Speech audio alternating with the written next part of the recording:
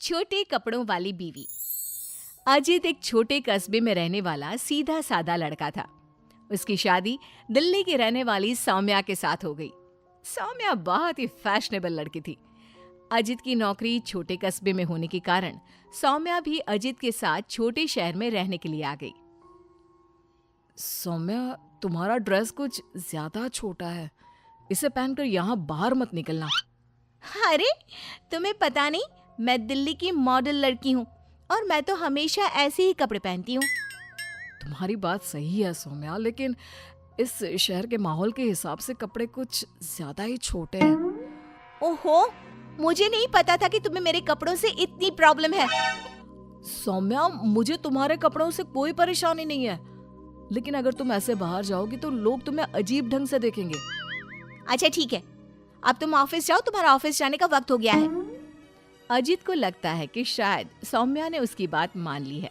वो ऑफिस चला जाता है। थोड़ी देर बाद सौम्या अपना शॉर्ट ड्रेस पहनकर घर से बाहर सब्जी लेने के लिए जाती है।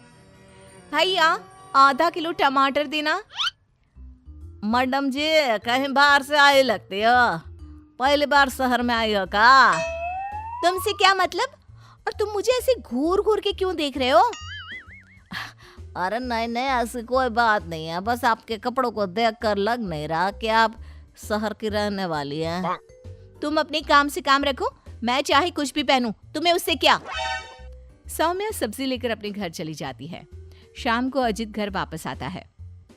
सौम्या, कल मम्मी पापा आ रहे हैं। देखो, तुम ना उनके सामने साड़ी पहन कर रहना, वरना मम्मी बुरा मान जाएंगी। अरे यार, तुम भी ना जब देखो तब मेरे कपड़ों को लेकर परेशान रहते हो। अरे बस 2 दिन की तो बात है सौम्या, उसके बाद तो मम्मी पापा वापस घर चले जाएंगे। अच्छा ठीक है ठीक है। अगले दिन अजित ऑफिस चला जाता है और पीछे से सौम्या के सास ससुर घर पर आते हैं। लेकिन अजित के घर पर ना होने की वजह से सौम्या ने साड़ी नहीं पहनी थी और वही छोटे कपड़ों में वो अपनी सास के सामने आ जाती है। नमस्ते मम्मी जी, पापा जी, कैसे हैं आप? अरे मैं तो आंखें बंद कर लेता हूँ, ये बहू ने कैसे कपड़े पहने हुए हैं। राम राम राम राम राम। अरे बहू, तुमको जरा भी शर्म नहीं आती? अपने सास ससुर के सामने इतना छोटा ड्रेस पहनकर घूम रही हो। क्या अजित ने तुमको बताया नहीं कि हम लोग तुमसे मिलने आ रहे हैं? बताया तो था, लेकिन वो क्या है ना मम्मी जी, पापा जी, मुझे तो ऐसे ही कपड़े पहनने की आदत है। जरा मेरे साथ चल, मैं तुझे सिखाती हूँ कैसे कपड़े पहनते हैं। सौम्या की सास सौम्या का हाथ पकड़कर उसे कमरे में ले जाती है और उसकी शॉर्ट ड्रेस के ऊपर जबरदस्ती साड़ी पहना देती है। साड़ी पहनने के बाद सौम्या जैसे ही घर का काम करना शुरू करती है, बार बार जमीन पर गिर पड़ती है। हे भगवान, ये क्या मुसीबत है? ये 5 मीटर की साड़ी पहनकर काम करना मेरे लिए तो बहुत मुश्किल है। क्यों बहू, अब पता चला ना कैसे कपड़े पहनने चाहिए? तो मम्मी जी, आपके कहने का मतलब है कि आप लोगों के सामने मुझे साड़ी पहननी चाहिए? हाँ बहू, तुम्हारी सास के कहने का यही मतलब है। अब आगे से ध्यान रखना। शाम को जब अजीत ऑफिस से लौट कर आता है तो सौम्या को साड़ी में बेहाल देखकर उसे बहुत हंसी आती है।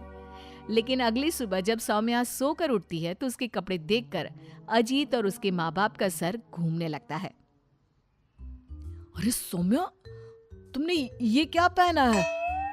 आपकी मम्मी ने साड़ी पहनने के लिए कहा था तो मैंने साड़ी पहन ली। लेकिन सौम्या, तुम्हारी साड़ी तो घुटनों तक ऊंची है, जैसे ये साड़ी ना हो कोई मिनी स्कर्ट हो। वो क्या है ना बेबी, तुम्हारी मम्मी ने मुझे सिर्फ साड़ी पहनने के लिए कहा था, उसकी लंबाई नहीं बताई थी। हे भगवान, ये कैसी बहू पल्ले पड़ी है? अरे ये क्या अजूबा बनकर घूम रही है?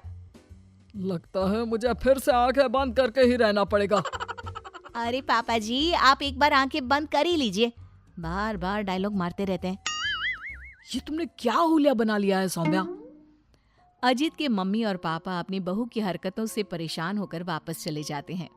अजीत सौम्या को समझाने की कोशिश करता है, लेकिन वो उसकी कोई बात नहीं सुनती। एक दिन सौम्या कुछ ज्यादा ही फैशनेबल कपड़े पहनकर घर से बाहर निकलती है। उस छोटे से कस्बे के लोगों ने उस तरह के कपड़े कभी देखे ही नहीं थे। अरे बहन, क्या बात है, तुम्हारे पास पहनने को कपड़े नहीं का? लगता है बहुत गरीब हो। चलो मेरे साथ, मैं तुम्हें अपनी पुरानी साड़ी दे दूंगी। हाँ, पागल हो गई है क्या? ये आजकल का फैशन है, फैशन। सौम्या जैसे ही थोड़ा आगे बढ़ती है, अरे देखो बेचारी कितनी गरीब है, इसके कपड़े भी फटे हुए हैं। लो ये 10 रुपए रख लो। हाँ कोई बात नहीं। अरे मैं कोई भिखारी थोड़ी ना हूँ। कितने अजीब लोग हैं यहाँ के, इनको फैशन का मतलब भी नहीं पता।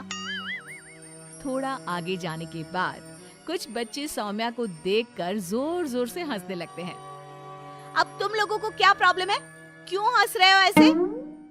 आंटी, आंटी आप बहुरूपिया है ना? हाँ? बहुरूपिया क्या होता है?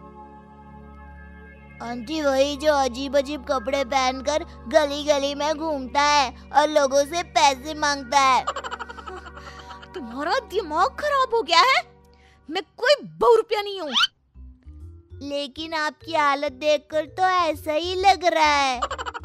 तभी वहां पर एक औरत आती है। अरे बच्चों, ये तो कोई पागल औरत लगती है। देखो इसके कपड़े भी फटे हुए हैं। हे भगवान, मैं सच में पागल हो जाऊंगी। इस शहर के लोग बड़े अजीब हैं।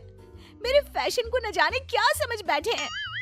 फिर सौम्या अपने घर लौट आती है और जोर जोर से रोने लगती है। सौम्या को इस तरह रोता देखकर अजित को कुछ समझ नहीं आता। अरे क्या हुआ सौम्या, तुम इतना क्यों रो रही हो? किसी ने कुछ कहा क्या? इस शहर के लोग पूरे पागल हैं। मेरे फैशन वाले कपड़ों को देखकर न जाने कैसी कैसी बातें करते हैं। तभी अजीत और सौम्या को घर के दरवाजे पर जोर जोर से खटखटाने की आवाज आती है। बाहर जाकर देखते हैं तो 2-3 औरतें वहां पर खड़ी हुई थी। कौन है आप लोग और क्या हुआ? अरे आपके घर में एक औरत रहती है ना, फटे हुए कपड़े पहनकर घूमती है। हम उसे ले जाने आए हैं। कहाँ ले जाने आए हैं? अरे पागल खाने या फिर महिला सुधार गृह में छोड़ देंगे? लेकिन क्यों? हम उस बेचारी की मदद करना चाहते हैं। उसके पास पहनने को कपड़े नहीं है ना। आप ऐसा नहीं कर सकते। लेकिन क्यों भाई साहब? क्योंकि वो कोई पागल औरत नहीं, मेरी छोटे कपड़ों वाली बीवी है और उसका दिमाग बिल्कुल ठीक है, बस कपड़े थोड़े कम है।